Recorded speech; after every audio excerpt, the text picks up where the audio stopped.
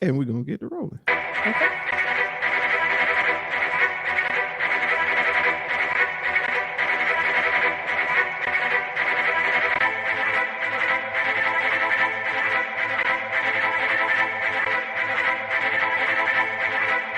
Okay, we lit it just like a fuse, so no need to pick and choose. Welcome to 2020, where we do more than interviews. The hottest be coming through, jumping knowledge on all of you. Get a peek at the front of you with the truth that they offer you. Yeah, hands up, we doing it for the culture. To give artists and businesses more exposure. Keeping it real and stay silent just like a boulder. It's about to go all the way down, can't get no lower. Chasing my dreams, know that they get no slower. But if I stay running, I promise they getting closer. Moreover, success my older. And if you're sleeping on me, I'm waking them up like Folgers. I told you, coming from the land with the tide roll. Well, we'll be on a whole different vibe, though. We like to ride slow and keep our windows tinted so you really can see us like Stevie Wonder waking up with his eyes closed. Yeah, got the kind of flow that rock the boat. On my 16s of pounds of dough. And if you figure you can hang with me on the mic, then grab some rope. Matter of fact, better grab some hope. While you at it, we keep it live, it's time to tune in. Turn up the sound on what you're using. It goes so hard, I think it's bruising. The show is 2020, no need to zoom in. Yeah.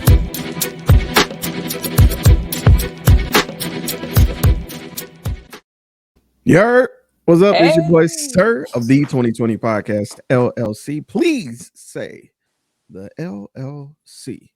And I got a special guest today, Miss Tania Deshawn. How you doing today? Good. How are you? I'm doing. You heard that? It was like, how are you? I thought you was in the what's the falsetto a little? I'm like, okay, you better sing it, sir. No, I sound like a gremlin. That's what's up, man. But before we even get started, thank you for taking time out your day to do this interview. You were recommended to me by a mutual acquaintance. They sent you my ways, and it was like, yo, think it'd be dope. You come on here, and then I snooped a little bit. I did a little snooping, Okay. not like a whole lot, not enough to be a creep, but a little bit of snooping to get a little bit on you. And yeah, I'm excited to have you here. So thank you. Thank you for having me. I'm excited to be on the podcast. Also, the intro was bomb. It's like bars. So I didn't So- want to brag that my boy murdered that track. He but my did. boy murdered that track. He did. Yes. Jay Haynes, shout out to you, brother. So, of course, if you've watched any of our interviews to our loyal listeners or watchers, we never hop into the interview immediately. We like to have a little bit of candid conversation. So I'm gonna pull up a pop culture topic Ooh, okay. that's been I've been seeing people been talking about. And I was like, you know what? I'm black, you're black, you're here, I'm here. Let's discuss it. Okay. Why is the world losing their mind that Doja Cat has cut her hair? Oh, I saw that and I was like, maybe she just wants a new look. I have gotten out of pop culture a lot. So for me, I just feel like they just want another black body to police. Like, she cut her hair. It's not like black women cut their hair all the time. It's on YouTube. Watch a Big Chop video, Like it's not really news to me as black woman personally. What do you think? Man, so she did a quick little interview and I watched it. And for all intents and purposes, I'm gonna be a billion with you. Okay. I think this was a publicity stunt. I think it was a great way to keep yourself talked about. Let me tell you why. Because the instant she did it, she went live to explain it. When people just naturally want to do something for themselves, you just so happen to catch them. They don't immediately post stuff. You just see it and you see it, and they don't really address it because it's nothing to them. But the fact that you went live right after you did it, the fact you went on that same live and shaved your eyebrows is like, trying a little hard. Trying a little hard to me. Trying a little hard. I can see that. But do you think she's addicted to being on social media too? Because I could also see that on the other end. Absolutely. I think because when you're addicted to social media, you have no sense of like privacy. I think it's like, oh, let me document it like that. I hate the sound bite. It's like everything is content, everything, and I feel like everything is not content. I don't know who needs to hear that, but maybe she was on that vibe. I don't know. Yeah, the need for that. And I'm gonna be 100 with you. You said something that caught me. You said another black woman's body being policed. I have mixed feelings about Doja Cat, not because she's biracial. Okay. Not because she's biracial. It's her actions. Oh, Yeah, okay. Come on, let's get that. into it. Let's get into it. Got that. Let's the get into Didn't Do it. song. I ain't necessarily forgot that, cuz.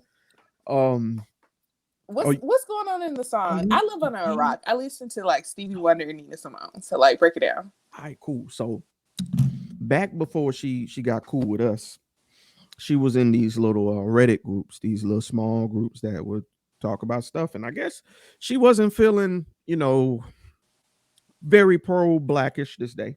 Okay. Um, she She's was with her saying she white was just ancestors. yeah, she Oh, was okay. definitely tapping into Jim Crow and them. But she was in response to the Black Lives Matter situation, and she was saying basically she was reading this poem, which I feel like it was a song called Dindu.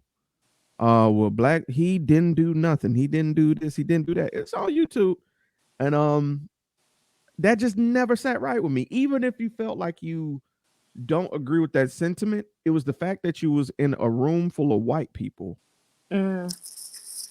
going with that rhetoric. It just never sat right with me. And look, if you're biracial, I'm not telling you to pick a side because you are both. You Yeah. you have that right, but don't line hop. I just hate that. I hate when people manipulate both sides for their gain. I'm gonna give an example of somebody else who does it, who appropriates culture and nobody says anything when they do it because it's cool. Drake, have we all forgotten that Drake is mixed? Have we all forgot that I have it. Drake does a lot of things? I feel like Drake, he embodies what's cool at the moment. He's the pretty boy clout chaser. Don't Mm. get me wrong, he can write some great stuff, but I remember Drake of yore back in the day, and it was just his honest feelings on the beat. Hmm. And now I listen to a song where he was talking about cooking crack. I'm like, Drake, you What? What? I'm like, Drake, you never cooked the crack. What You is never the did that. song? You never did that. Jimmy Crooks, actually. Okay. I'll And listen I'm to just it. I'm just over it. It's a couple of things with him that's just like anytime you hear a new sound, you notice Drake has to come along and do the remix or do something that's oddly similar. It's just I'm kind of over this. I'm just and then he got this house music album, and I don't know, bro. Are you a gangster or are you finna go DJ a house party with ecstasy? Like, I need you to pick, bro. I need you to be one or the other. You can't be both. I'm sorry. I can't fear you and then want to be like good party, bro. At the same time, I can't. I just don't buy him. I just don't buy him. Yeah, I mean, I also though I feel like I don't listen to either one of them really. Drake, but I will say, I think race relations in America, I think biracial people in general sit at a very interesting point. And going back to Doja, one thing that, and I don't know her lived experience, but you can see the anti-blackness within her really blatantly at a lot of moments. And I wonder how much of that is kind of just like a reflection of how she's been raised. Because I feel like a lot of people have like they'll have a child who is of color, black, however you want to say it, biracial, whatever, and then but maybe a parent has a prejudice. So how Mm, does that can you imagine being a biracial kid with a white mom who is prejudiced but doesn't know she's prejudiced? And like now she's going around talking all this noise about black people, and not to like try to how do you call it? I'm not trying to psychoanalyze her, but I do think about that sometimes because I saw a TikTok video, and it was a biracial girl. She was like crying, and she looked closer to black than Doja does. And she was mm, like crying about how she would have to listen to her mom talk about how black women are so disgusting and how black women are so loud. And she would say, but I'm like, for her, she identified as a black woman. So she was like, how can you say mm. that? And I'm your daughter. So I don't think there's an excuse for the didn't do thing. But yeah, I mean, people just like hate black people, including people who come from black and like Mm. black history. I don't know. Like, Yeah. yeah. It makes my skin crawl. It makes my skin crawl. And I'm just one of them people that don't forget this stuff because and then you then she won all those awards for R&B, Yeah. the fuck? Excuse me, but like, come on, man. Like,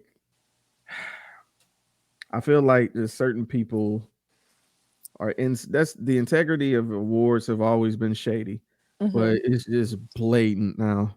It's absolutely blatant. Hmm. Well, that was my soapbox moment. How are you doing this week? This week, I'm doing great. I am working on getting some curriculums together to teach Black Okay. people Black stuff, and I'm Yay. excited about it. Yeah. How was your week? Um, it's Wednesday. Ain't it Wednesday? Yeah. Is it Yeah. Wednesday? It's Wednesday. It felt like Friday, but I didn't want to take the sentence back.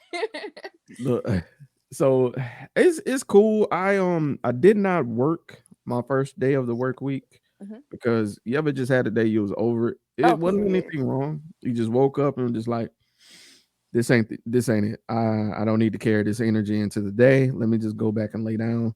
So I had one of those. Today was fairly simple. Did what I was supposed to do. Went above and beyond a little bit, not enough to make people depend on me, and I took my black ass home. Yeah, Amen. That's the sermon. I did just enough, but not enough for them to depend on me yeah. when that's probably not even your job. So it's work for somebody else too. Mm, Stop overachieving and take your PTO. I don't know who need to hear that. Use your Right. PTO, Right. There's no sticker. There's no award. There's probably not a bonus. bruh. Take your days. Live your life. Did you hear about the gentleman who like worked for Burger King for like 30 years, was never late, never missed a day, and they gave him like a knapsack of candy? I feel like that should breathe a little bit Yeah. because Just they gave him a cup, like some kind of mug, and a knapsack full of candy for what is 30 that years. supposed to do for him? Like, what is that supposed to do for him? And he's how old? Oh, he was well into like his 50s. And with candy? Yeah. He's taking care of his heart health. He does not need he does not need candy. I'm so confused. And this is like that I think that that train of thought comes from the generation of you show up and if you do the right thing and if you work perfectly and execute well, then you'll you'll be wealthy, you know. Hmm. But they miss out on the wealth, but they had all the diligence. Right, right. I've I agree with you. I think I definitely feel that was the old folks. But what I think happened, I think the rich niggas was like, oh, they think they're doing what? So they're working extra hard, thinking they're going to get like me. Nah, let's just use them and fire them. Like I've seen it happen Oh, they so fire him? much. No, I'm just saying in Oh, general. okay. I wish they would. I would burn Burger King down. Um, yeah, Protest. he was black, by the way. I just want to put that out there. Um, but yeah, it's just I've been on this trend of I talk to these people who I work with because I'm fairly new in my career, and Mhm. I talk to some of the people and they tell me they got like 150 hours PTO. I was like, I could never. I'm out of the country at that point. I'm on sabbatical. Where's Tania? She's on sabbatical. She's Bruh, not here. bruh, I'm gonna be like, yeah, I'm gonna take June through September off. Right. Like, Juneteenth off. The whole week. The whole month of right, June. right. And I just don't understand. I don't understand. Like you're not about to shame me because you choose to keep coming here and stressing yourself out. Sorry. Not Right. not gonna happen. Yeah. All right. Well, with that being said, we're gonna get into what we're here to discuss, and that is yourself, madam. So Miss Tania, if anybody was to ask what it is that you do, what would you tell them? I would tell them that I'm professionally myself at this point. That was a very good answer. Oh, thank you. I love to write. I like to teach, but not in traditional settings. And that's what I'm on right now. I have my self-published book, emphasis on self. But the Issa Rae, she said entrepreneur means I did that on my own. I felt that when she said that. I felt that in my heart. But yeah, that's what I'm doing. Teaching workshops, writing from anyone. I taught a kindergarten who didn't know how to read. I was like, all right, baby, come sit by me. Let's figure this out. And then all the way up into adults. So that's what I do. That's dope. That's dope. Now, I'm always a fan of letting people toot their own horn, and this is your opportunity to do exactly that. Okay. But I also want to focus on what made you decide to go that route because let's just be frank with you. Uh, Communities can tend to be a little harsh when it comes to entrepreneurship. Mm-hmm. They can not only not give you the whole truth, but they can sell you a dream that shows you the positive, but not the lows. You know, the positive and the negatives, lows, highs, and all that. So we're striving to reveal that to our listeners. Oh, So okay.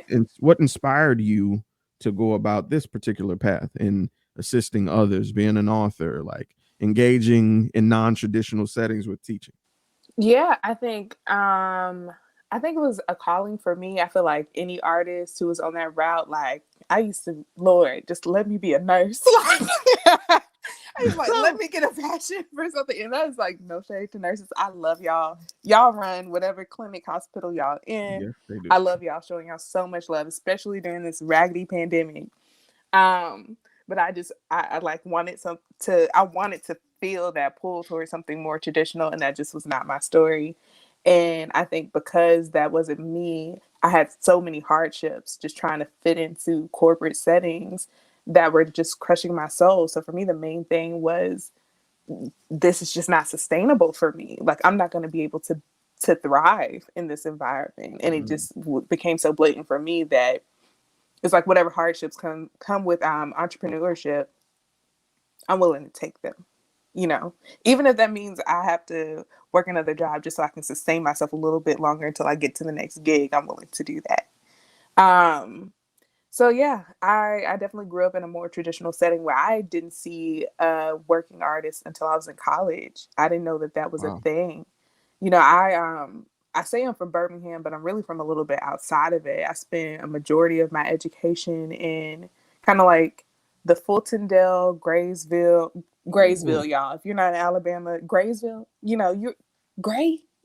Anyways, there, and then Gardendale. So it wasn't okay. like the most like I barely learned Maya Angelou. You know, I wasn't at Parker where all the people are getting their, you know, black education and everything. So for me, I just didn't even know it was a possibility. And then when I found out, my creative writing teacher actually she went to a larger campus and she asked me to apply to be in the writing program. And I Mm, told her I told her no. I don't know how I said no. I said no because I didn't know anything about that and I didn't think it was possible for me okay. because I didn't see anyone else. And then like little things would happen. Like you know how some people just jump in and they know it's them from the beginning. That was not my story. It was always like, oh, let me dip my toe in. Let me dip Right. my toe in. And then it got to the point where it's like, if everyone around me is supporting me and having this reaction to what I have to say, then there has to be an anointing on it, you know? And then if Okay. things are happening at an expedite, like they're happening so quickly, there has to be something on this except like outside of myself. So what disservice would I be doing to my community if I didn't own up to that? And speaking of that, so a part of my book, I wanted to have a launch party. It didn't happen because I quit my job, and I'm not one of these people. For me, I didn't feel comfortable saying, "Oh, I quit my job. I have the faith to just throw this party." And you know, some people have a mindset like that. For me, I'm like, no, but there's if I feel like something's on it, if I feel like there's a win on something, this money is somewhere. It's somewhere. You know, it might not be in my account, but it's in somebody else's account. And I'm in the process of getting a grant for it. So it's submitted. Hmm. We're waiting for it to come through. And the blessing on that is that I partner with the Birmingham Public Library with it, you know? And so the effect of this, just in the short term, is that I just know for a fact it's going to be a room full of Black people from all ages, but especially like Black women. That's who I'm servicing now. Now, I love y'all Black men. I love y'all, but that's not what I was called to do for this first assignment. So y'all gonna have to catch me at a different time. But it's Gotcha. just like what, and these are like seeds that are gonna get planted. What is that gonna look like in 25 years? What is it gonna look like in a year? you know. It's fact. Ooh, So it's that's what I'm exciting. saying. Like it's not easy, but when you know what your why is, you can navigate it with a sense of peace even when it's crazy, you know. Mm. Knowing self. That's one of the things we talk about here is the evaluation of self. There's one thing we are big on because transparency is key. In which the clearer you are with yourself, the easier it is to separate the bullshit. I hate to say it that way, Mm-hmm. but it's quite honest because a lot of times we are our own um, blockers of our blessing. A lot of times we prevent ourselves from Say going to that. the next step. So let's take it to another step. Like, what are some of the obstacles you encountered? You know, you talked about people being like a duck in water, as they say. Mm-hmm. You said no, that wasn't the case. So I was like, so what were some of the other, obstacles you encountered along the way? yeah, I think the first obstacle was one myself, like you just said, Mhm. believing in myself and my skills. I feel like being an artist is such a spiritual journey because it really forces you to look at yourself and how you can be constructive and destructive Mhm. within yourself. And then also with the people you choose. I had a whole like phase in my artist journey where I learned, you know how people say don't tell your dreams to certain people because they'll crush them? Oh my gosh. Mhm. That's one of the biggest obstacles. Some people can't get from point A to point B because you like to talk. I like to talk, but you're talking to the wrong people. And it might be the people who love you. And the thing is that the people who love you who aren't supporting you, it's not because maybe you, I'm not gonna say for some people don't have it, you know. But for a lot of people, if you have it and they're not supporting you right away, a lot of the times it's because they need to see a physical manifestation Yep. of what you're doing. And I think Mhm. people forget about that. So this is something like this is something tangible for them. When I have an event that's tangible for them, when I'm throwing an event that's tangible. So a lot of the times you might be excited about whatever you're working on, whatever you feel called to, but kind of gauge interest with people. So that's the first obstacle I would tell people to get on. And then the second is stop hiding in your room. Like for me, I was like, I want to write in my room. Nobody's gonna hear what I have to say. And if they hear it, it's not gonna be anything from my heart, you know. But that gets thrown out the window quickly when you're really stepping on the stage and when you're really getting into your purpose. So one, you should don't make it like don't be deceptive, or I don't want to say deceptive, don't be manipulative about the way you go about things um because you think you're going to get something out of something, but be honest about who you are. If who you are is like you're a poet, Mhm. make sure people know that. It doesn't have to be like, oh, I know someone such over there, I'm just gonna go over there, talk to them, let them know I'm a poet because they're gonna put me on. Don't do it like that. Change your status on Facebook. Put it in your social media bio. I'm a writer, I'm a poet. Cool. Mm. Simple way to declare yourself in the world. And then when you go out into I'm a poet. Let me go to an open mic, live it, own it, you know. And nothing's going to be perfect either, and no one's in their final phase. That's something else I had to get over. I thought I had to. The first one has to be the best one, and that's not the case. And you never know what people might need to hear, and what's going to resonate with people the most. Because sometimes I can go do a poem that will have people amen and getting ready to throw their shoe. They're in it. The next place I go, I might go to a slam. I get the lowest score Mhm. out of the group. But you can't carry that with you. It's just it wasn't your night, you know. So that's something else. Um, and then the third thing, or I don't know what number I'm on, but I would say to have a plan because, like, I think when you first get started, it's cool to like just gauge what you want to do. For Mhm. me, when I and I'm only a year in really, I was just saying yes to stuff.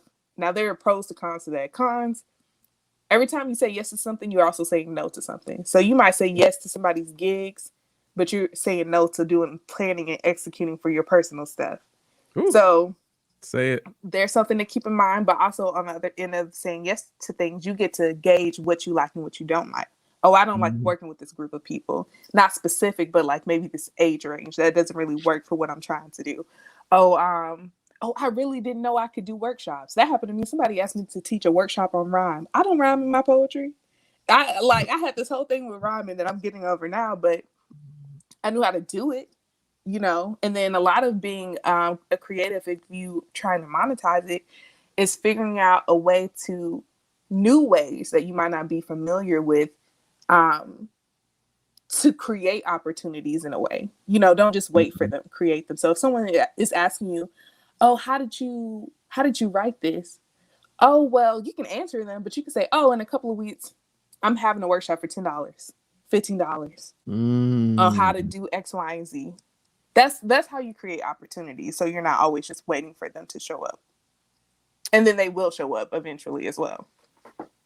And I think that's honest word there because I think a lot of times we do sometimes, and I'm guilty of it too, expect immediate results. And you mentioned it earlier, you know, we're in the phase of planting seeds to see where they grow. So Mm-hmm. I'm glad you added that bit on the end there.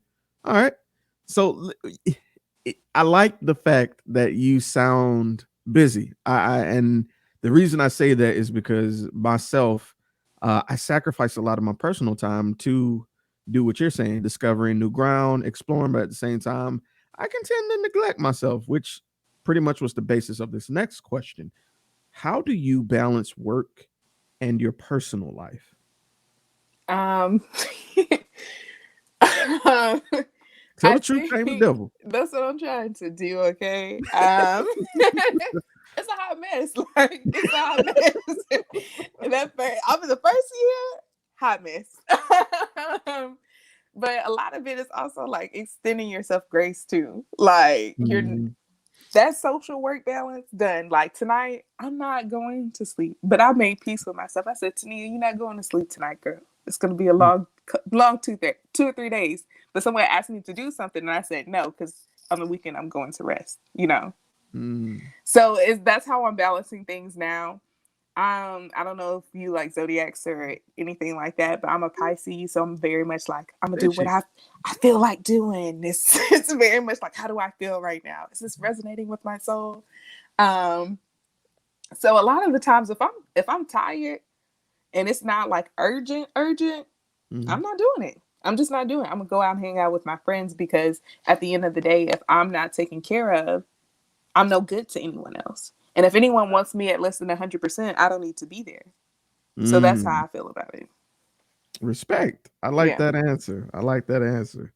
Don't go half-assed. I hear it.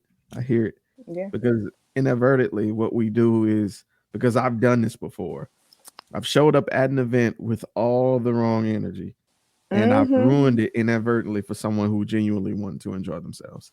So yeah, you're right. It's like But that. yeah, energy is real. And shout out to Pisces, man. I mess with you fishes. Y'all are cool. Y'all are weird, but y'all are Pisces. cool. We Y'all are. cool. Air Nation. Man. All right. So let's look back over the past year and a half, 2 years. Has there been one memory so far that has been the most memorable? The one that kind of solidified. It was like, you know what? It came together. I am on the right path. This was it.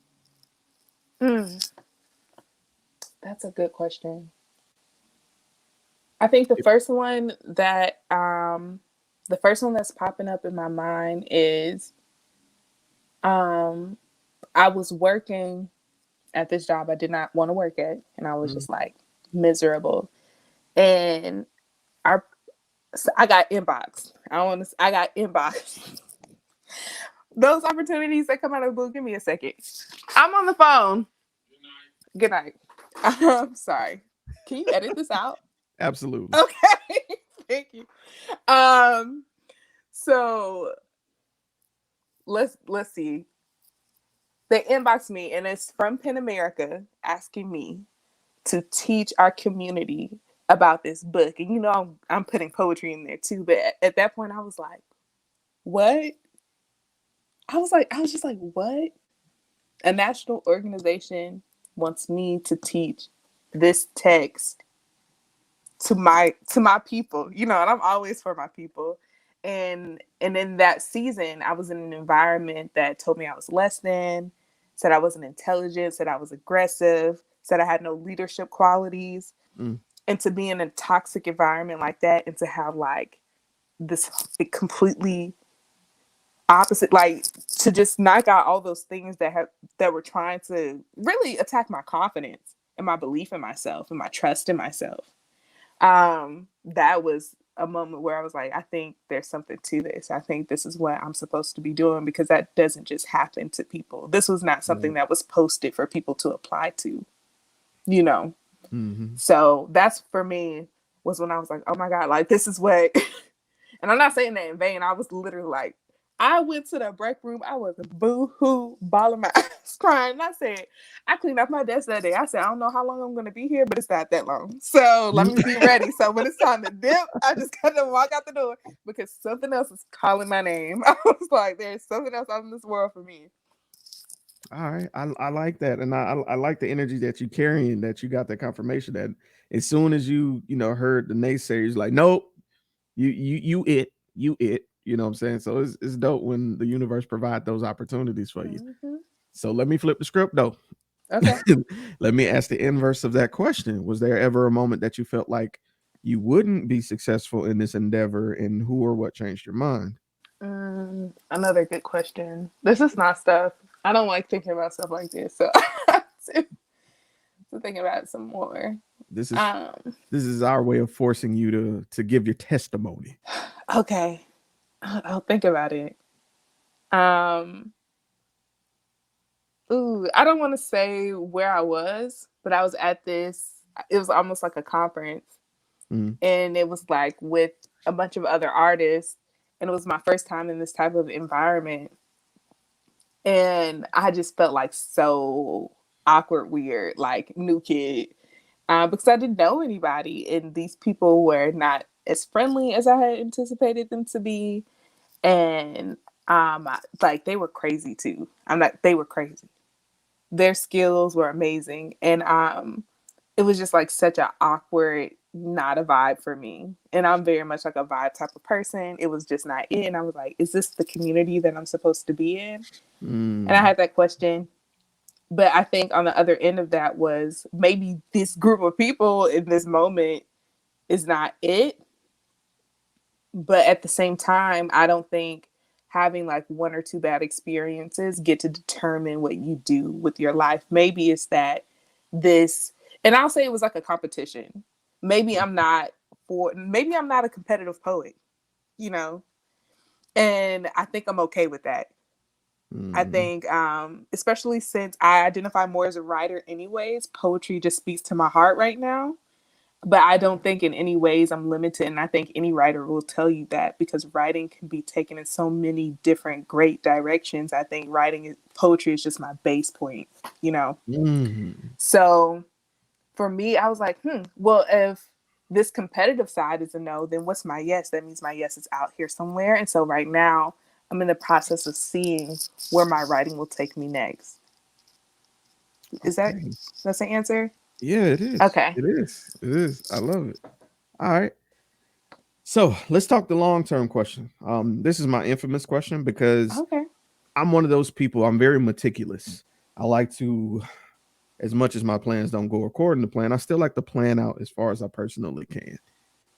Where would you like to see yourself as a writer, as a poet, as a teacher of sorts Mm-hmm.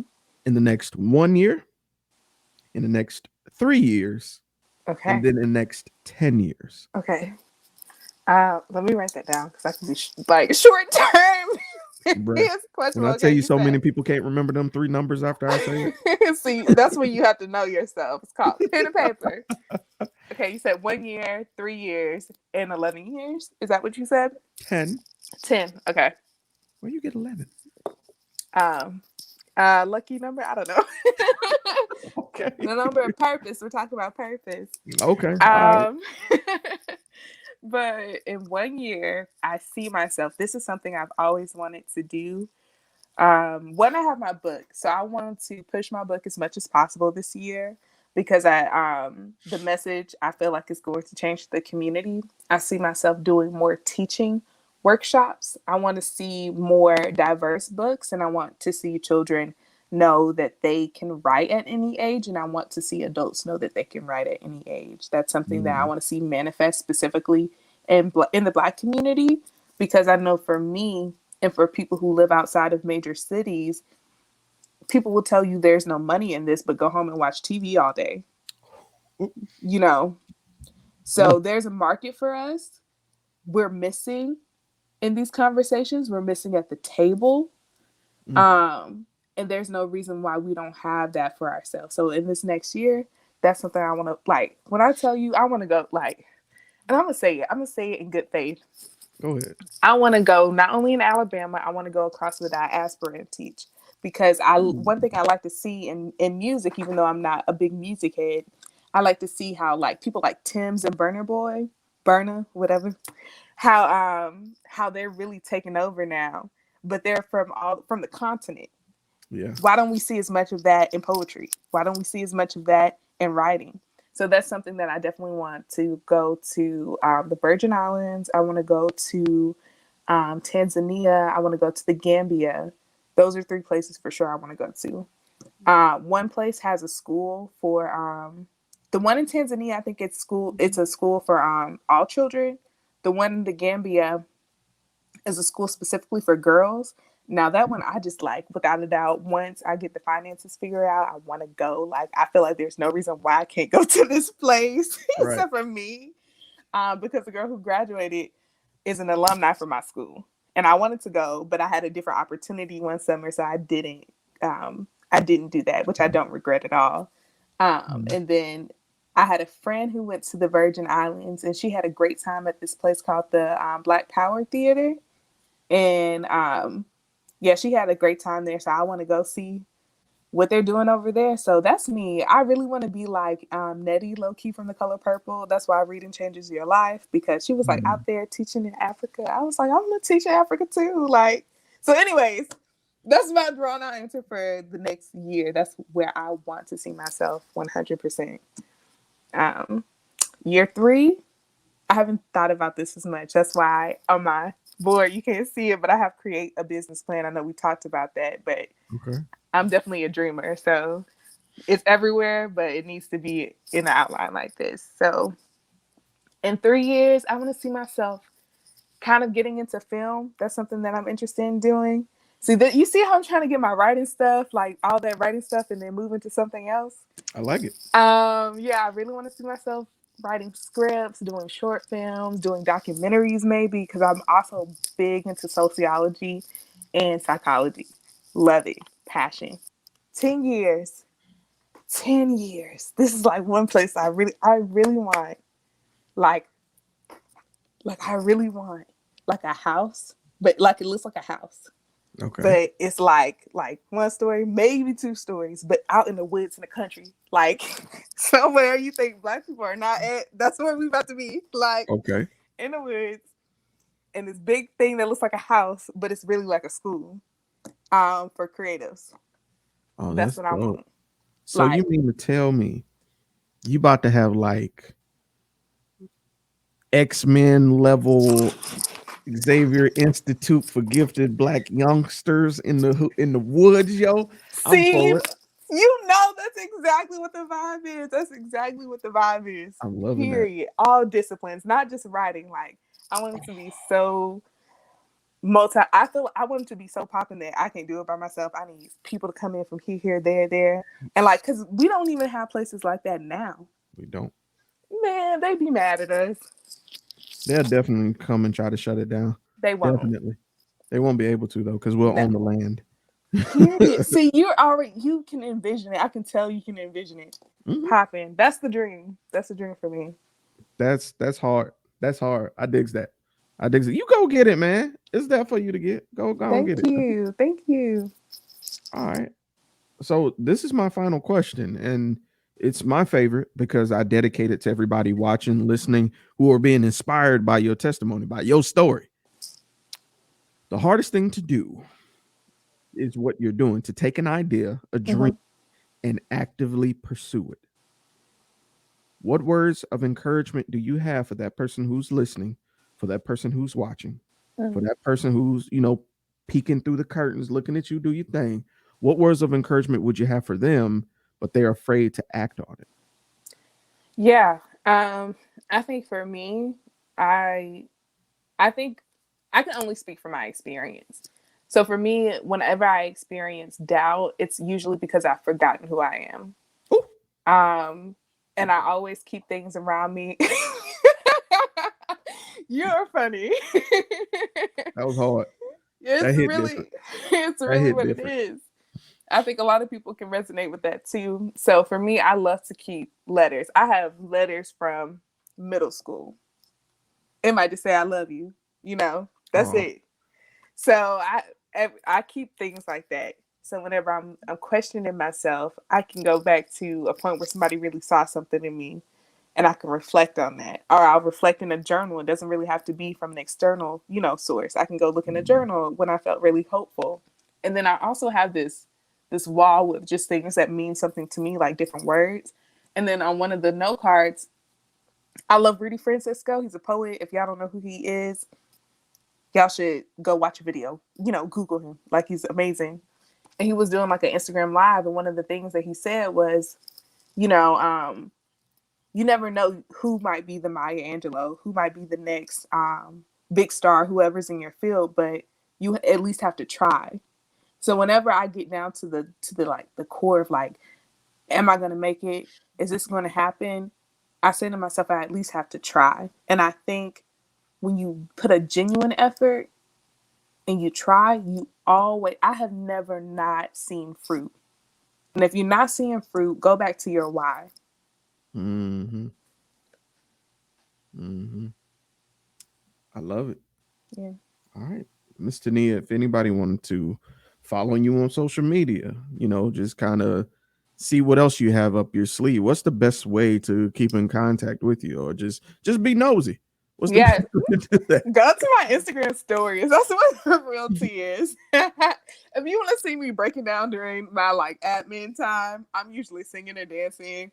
Go in there, go peep that, me being a hot mess there. Dope. Um, I'm trying to post on Facebook, and Facebook, you'll see stuff there, maybe flyers. So if I'm doing an event, you're more likely to see it there more directly, because my Instagram, I really have fun with it. So Okay. that's where you should really be if you're just trying to see what I'm doing day to day. And then if you want to buy my debut poetry collection called Be Gentle with Black Girls, click my link tree, go to my website, Tania Deshawn Writes. Get that. It's gonna say $23 on my website because I include the shipping and everything in the price. I don't understand why we can't go to the store and know what price things are from jump. So that's why I do Appreciate it. that. Yeah, and if you go to Amazon, it's there too. It's gonna say 15.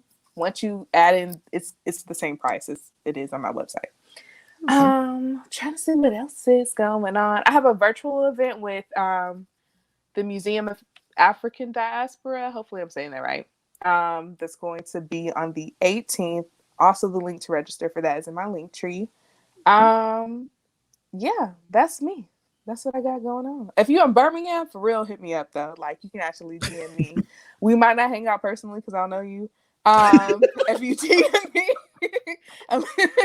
but I will invite you to an event, and then I can get to know if you're on some weird stuff or if you're a good person. Niggas be weird. Niggas be weird. If you're a That is good what it person, is. then it might be Bro, you gotta protect different. yourself. I am not mad at that response. Swear to Yeah, people God. are weird. Bruh, bruh. Miss Tania, thank you so much for doing this interview. This was great. I thoroughly enjoyed myself. Um, yeah, this has been great. Do you have like any closing? I've never done this before. Do you have any closing words you want to Oh share with my the people? gosh. Come on, open up the church. The doors to the church is open. Come get your soul fed. So Yeah. I don't know. Just enjoy what you're doing. When you feel like you're going crazy, take a break and trust yourself. That's what I have to say. that being said, it's been your boy, Sirr, Miss Tania Deshawn, and we out. Bye, y'all.